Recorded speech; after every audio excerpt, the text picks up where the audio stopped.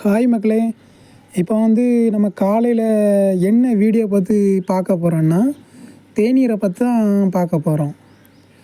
அதில் என்ன நன்மைகள் இருக்குது அதை பற்றி தான் முழுக்க இந்த வீடியோவில் நம்ம பார்க்க போகிறோம். தேநீர் புற்றுநோயை குணப்படுத்துன்னு சொல்கிறாங்க.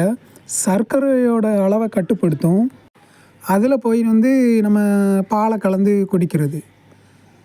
உலகத்திலேயே தேயிலையில் பாலை கலந்து குடிக்கிற கூட்டம் நம்ம தான். இப்போ ஃப்ளைட்டில் போகிறவங்க நல்லா கவனிச்சிக்கலாம். நம்ம மூஞ்சியை பார்த்த அப்புறம் தான் சார் பால் வித்தன்மா அப்படின்னு சொல்லிட்டு கேட்பாங்க. மற்றவங்களுக்கு தேநீர்னால் தேநீர் கொடுப்பாங்க, பால்னால் பால் கொடுப்பாங்க.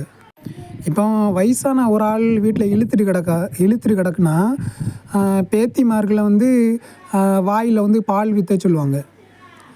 அவன் போய் பால் வீற்றின அப்புறம் அது வரைக்கும் இழுத்துட்டு கிடந்த உடம்பு சட்டுன்னு போயிடும்.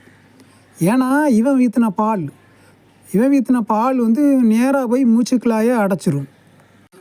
உடனே என்ன சொல்லுவாங்க, தாத்தாவுக்கு பேரன் மேலே என்ன ஒரு பாசம் அப்படின்னு சொல்லுவாங்க. அதே மாதிரி தான் தேயிலையில் பாலை கலக்கும்போது தேயிலை செத்து போகும். அதனுடைய ஒரு நல்ல குணங்கள் நமக்கு கிடைக்காம போகும்.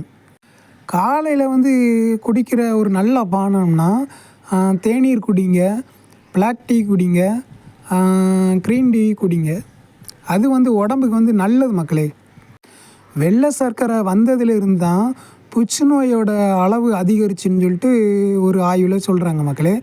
நீங்கள் இனிப்பு சேர்க்குறதா இருந்தால் வாழைப்பழம் சாப்பிடுங்க, கொய்யா சாப்பிடுங்க, ஆப்பிள் பழம் சாப்பிடுங்க. அது ரொம்ப நல்லது மக்களே.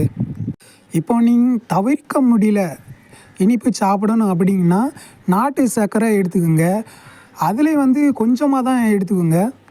இந்த தகவல் பயனுள்ளதாக இருந்துச்சுன்னா நம்ம யூடியூப் சேனலை சப்ஸ்கிரைப் பண்ணுங்கள்.